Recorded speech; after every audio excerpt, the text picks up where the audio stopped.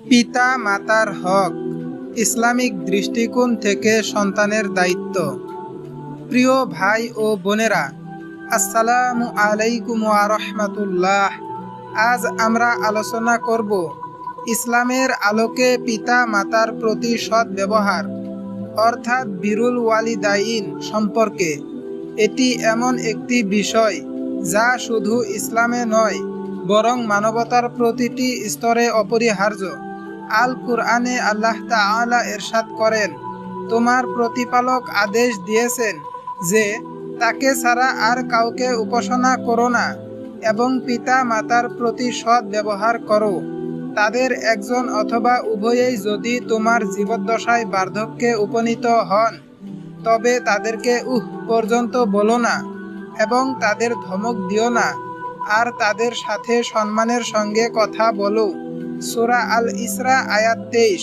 ভাই ও বোনেরা, একবার চিন্তা করুন কত দরদি ভাষায় আল্লাহ আমাদের পিতা মাতার সাথে আচরণের নির্দেশ দিয়েছেন। কেবল শব্দটিও বলতে নিষেধ করেছেন।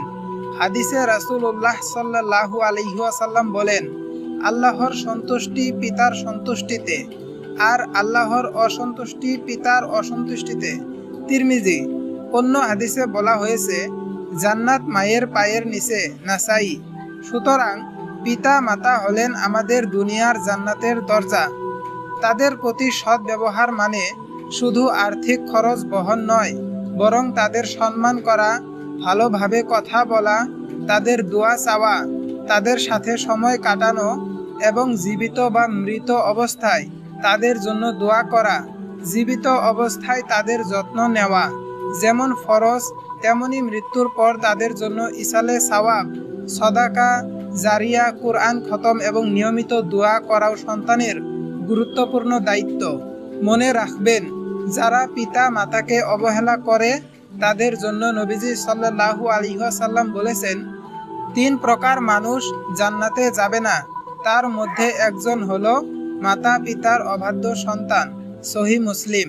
তাই আসুন এই মুহূর্ত থেকে আমরা প্রতিজ্ঞা করি, পিতা মাতাকে ভালোবাসবো, সবসময় সম্মান দেখাবো, কষ্ট দেব না এবং প্রতিনিয়ত তাদের জন্য দোয়া করব। আল্লাহ আমাদের সবাইকে বিরুল ওয়ালিদাইন অর্থাৎ পিতা মাতার প্রতি যথাযথ সদ্ব্যবহার করার তৌফিক দিন। আমিন। শেষ কথায়, জান্নাতের পথে চলতে চাইলে পিতা মাতার খুশি অর্জন করাই সবচেয়ে সহজ এবং নিশ্চিত পথ। তারা যদি খুশি হন তাহলে আল্লাহ খুশি হন, আর আল্লাহ যদি খুশি হন তাহলে দুনিয়া ও আখিরাত দুই জগতেই আমাদের সফলতা নিশ্চিত। প্রিয় দর্শকবৃন্দ, যদি এই কথা আপনাকে স্পর্শ করে, যদি মনে হয় পিতা মাতার হক আদায়ের কথা আমাদের সবার জানা উচিত, তাহলে অনুরোধ করছি ভিডিওটি লাইক দিন যেন আরও মানুষ এটি দেখতে পায়। কমেন্ট করুন আপনার মা বাবার জন্য দোয়া কিংবা একটি প্রেরণামূলক কথা লিখুন এবং অবশ্যই শেয়ার করুন, কারণ এই বার্তাটি জন্য কারো হৃদয় ছুঁয়ে দিতে পারে, তাদের জীবন বদলে দিতে পারে। আপনার একটি শেয়ারই হতে পারে কারো জন্য জান্নাতের দিকে এক ধাপ এগিয়ে যাওয়ার মাধ্যম। এবং এমন আরও ইসলামিক ভিডিও পেতে আমাদের চ্যানেলটি সাবস্ক্রাইব করতে ভুলবেন না। জাযাকুমুল্লাহু খাইর।